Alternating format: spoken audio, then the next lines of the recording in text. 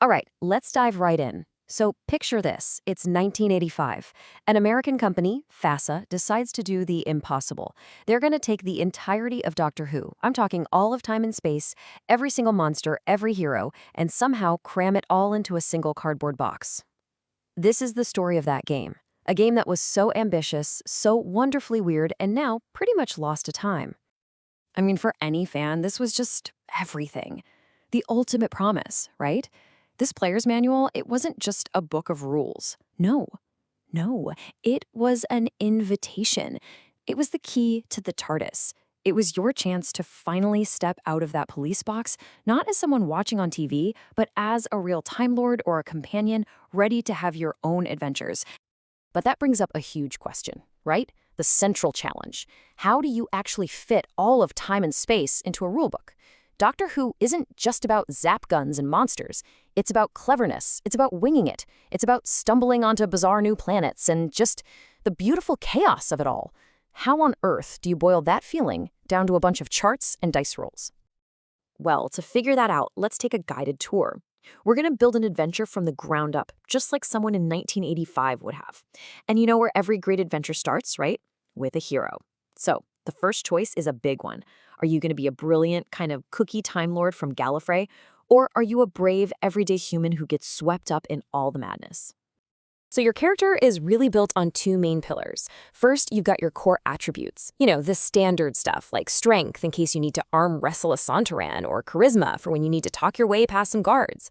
But then you've got the really fun stuff, the special abilities. This is where you get powers like healing or even hypnotism, things that really make you feel like you belong in the Doctor's universe. But look, stats are just numbers on a page. The designers at FASA were smart. They knew that the Doctor and his companions are all about their little quirks, their eccentricities. That's what makes them memorable. So they built in this amazing system to randomly generate personality traits. And believe me, this is where your character goes from a collection of stats to a real person. And this table right here, it just perfectly captures the game's charm. With one simple roll of the dice, your superheroic Time Lord could turn out to be, say, really forgetful, or maybe super boastful, or, and this is my absolute favorite, a compulsive gambler. Can you even imagine? You're trying to save the universe, but you're also wishing to place a bet on whether that Dalek is going to miss its shot. I mean, that's not a rule, that's a story just waiting to happen. Okay, so we've got our hero, this boastful, compulsive gambler. Now, where are we going to send them? This is where we jump into the game operations manual and things get really interesting. See, instead of just telling you to make up a planet, the game gives you this incredibly detailed, almost scientific, step-by-step process for building a whole new solar system from absolute scratch. So, first step, how many planets are in our little star system? We grab our dice, we give them a roll, and let's say we get a 7. We check the table, and bam. Just like that, our system has 2 planets. A homeworld, and maybe a mysterious neighbor. Okay, next up, gravity. What's it going to feel like when we step out of the TARDIS? Are we going to be floating around like we're on the moon, or are we going to be pinned to the ground? Let's roll a 9. That gives us average gravity. So basically, it's just like Earth. Feels like home. We can leave the heavy magnetic boots behind for this trip. So what does this new world even look like from space?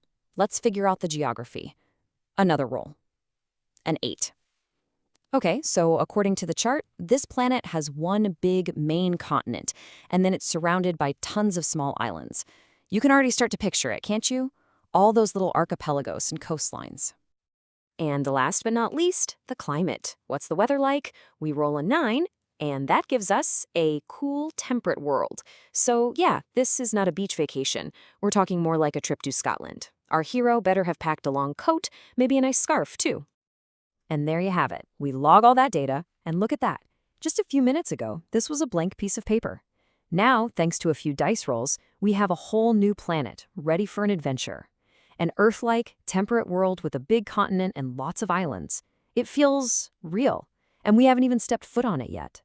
But, you know, a cool planet is one thing, but what lives there? This is Doctor Who, after all. Every strange new world needs a strange new monster. So, let's make one. So, how do we do that? Well, we go back to the tables. We start with the alien creature body form table to figure out its basic shape. And just look at the options. We could roll and get a pretty normal reptile, or we could get an insect, or even a totally amorphous blob. You literally have no idea what you're going to be up against, which is half the fun. And it doesn't stop there. The book has tables for its size, how many arms and legs it has, what kind of senses it uses, even what it eats. You roll for all these different things. And when you stitch them all together, you can end up with something, well, something like this wonderfully weird shaggy creature right here. Truly bizarre. Okay, we've got our hero, we've got our planet, we've got our weird monster. Now, how do we actually play the game? How do they all interact? FASA's answer to, well, everything was something called the interaction matrix. This thing was the complex, beating heart of the entire game.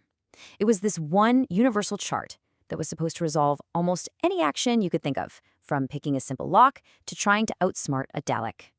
And here it is. Just take a second and look at that thing. The answer to pretty much any problem in the universe was supposedly hiding somewhere in this dense grid of numbers. The idea was you'd find your character's skill on one side, find the difficulty of what you were trying to do on the other, cross-reference them, and that would tell you what number you needed to beat on a dice roll. It was meant to cover everything. It was thorough, for sure, but man, it was also really, really intimidating. I guess you'd need a tool that complicated when you're facing down some of the biggest threats in the galaxy, right? The game had stats for all the classic monsters you'd expect. You've got the militaristic Suntarans and, of course, the Doctor's #1 enemy, the Daleks. When you're up against them, that crazy-looking matrix was basically your only hope. So, when you put it all together, this game was incredible. A whole universe in a box. It had rules for creating planets, for designing aliens, for time travel, and this one master chart for everything else. The sheer ambition was just off the charts. But here's the big question. With all this incredible detail, was the game actually a success? Was it fun to play? Well, the reviews were mixed. On one hand, you had people who were just blown away by the effort. A critic named Paul Mason, writing for White Dwarf magazine, he called it a genuine achievement. He totally appreciated how much work it must have taken to wrestle the entire Doctor Who mythos into a playable game. You could just tell a lot of effort and love was put into it. But then you had the other side. A writer named Scott Slingsby, in a different magazine, was absolutely brutal. He said the rules were dull, repetitive, and lacking in originality, and he made this incredible point. He said FASA might have perfectly reproduced the body of Doctor Who, all the facts and figures, but they completely failed to capture its soul. The fun, the wit, the adventure, it just wasn't there for him. And ultimately, the game didn't last long. The license wasn't renewed, the book stopped being printed, and it just sort of faded into history. It became this fascinating, kind of sought-after artifact for diehard fans. It's like this perfect little time capsule, a snapshot of this one wild attempt to put rules and structure around one of the most unstructured stories ever told. Which kind of leaves us with a much bigger, more interesting question, doesn't it? This game tried so hard to simulate a universe using charts and numbers, and in doing so, a lot of people felt it lost the magic. And it really makes you wonder, can a game's rules, no matter how detailed or clever, ever truly capture the soul of a story? That's a tricky one.